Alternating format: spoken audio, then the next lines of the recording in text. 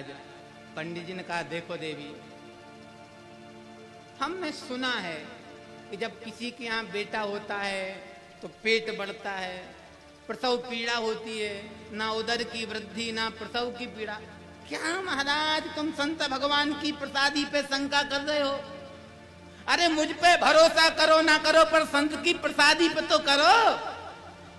बेचारे पंडित जी बोले वाले संत की प्रसादी पर उनकी कृपा को मान करके भरोसा करके ब्राह्मणों को बुलवाया और ब्राह्मणों से कहा महाराज जात कर्म संस्कार कराओ। ब्राह्मणों ने जात कर्म संस्कार कराया है। अब महाराज आए हो तो बालक का नामकरण संस्कार और कर दो। आप लोग ध्यान से श्रवण करें। जब कभी घर में बालक हो तो नामकरण संस्कार किससे कराओ? ब्राह्मण देवता से। पर भैया नामकरण संस्कार ब्राह्मण से कराओ क्या? बच्चा पैदा नहीं होता उसके पहले नाम गूगल पे ढूंढ लिए जाते हैं, लेटेस्ट कौन सा है। अब नामकरण संस्कार गूगल करेगा तो बच्चा तो एक्टर पैदा होगा, भगत कहां से पैदा होगा? गलत बोले। बालक संस्कारी चाहिए और संस्कार एक भी नहीं। बालक के देखो पहले 16 संस्कार होते थे, आज एक भी संस्कार नहीं होता। बालक संस्कारी आकाश से पैदा होंगे कि जमीन से उखड़ेंगे? अरे भैया बालकों के संस्कार तो छोड़ो, माँ बाप के भी संस्कार नहीं हुए तो बालक कहां से पैदा होगा? देखो भैया आज 3 ही संस्कार देखने को मिल रहे और तीनों भी सही नहीं हो रहे। तीनों संस्कार भी 3 संस्कार बचे हैं, पैदा होना, ब्याह होना और चलो, 3 ही बचे हैं। कर्णभेद कोई पता नहीं, चूड़ामणि कोई पता नहीं, अक्षरारंभ कोई पता नहीं, सीमंतोनयन कोई पता नहीं, पुंसवन कोई पता नहीं, अन्नप्रास कोई पता नहीं, व्रतबंधन यज्ञोपवीत कोई पता, संस्कार है ही नहीं जीवन में। जब तक जीवन में संस्कार नहीं होंगे तो बालक संस्कारी कहां से पैदा होगा? भैया संस्कार जब बालक के होते हैं तभी बालक संस्कारी होता है। अब देखो जात कर्म संस्कार, पैदा होने वाला संस्कार भी सही नहीं होता।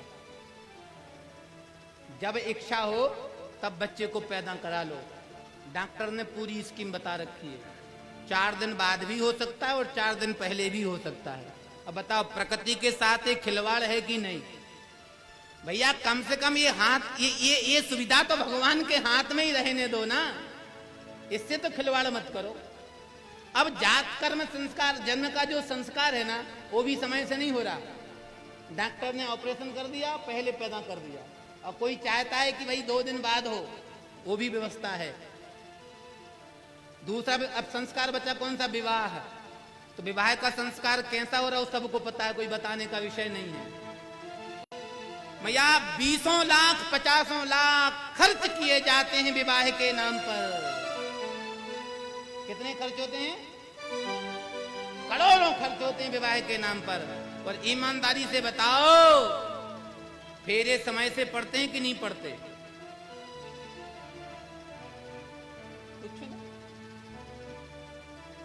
विवाह भी संस्कार ढंग से, जब पैदा भी बच्चा नहीं हुआ संस्कार से, विवाह भी संस्कार से नहीं हुआ, अब उसकी संतान कितनी संस्कारी होगी? कितनी संस्कारी होगी? निवेदन करूं, आप लोग कथा को सुन रहे हो, अपनी संस्कृति को मत खो। अगर संस्कृति से खिलवाड़ करोगे असंस्कारी बालक पैदा होंगे। महाराज ध्रुव और प्रहलाद आप जैसी माताओं की कोख से पैदा हुए हैं, आकाश को फाड़ के नहीं हुए हैं। रहीम, कबीर, रैदास जी इन्हीं माताओं के गर्भ से पैदा हुए हैं।